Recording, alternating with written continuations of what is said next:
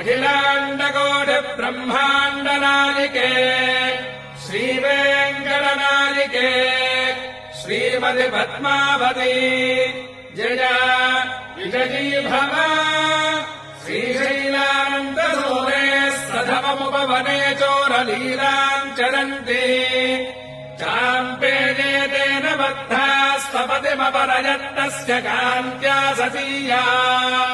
यस्याश्रीशैलपूर्णश्मशुरति च हरेस्तादभावम् प्रपन्नः सेयम् श्रीवेङ्कटाद्रिप्रभुवरमहिषी भातु पद्मावती श्रीः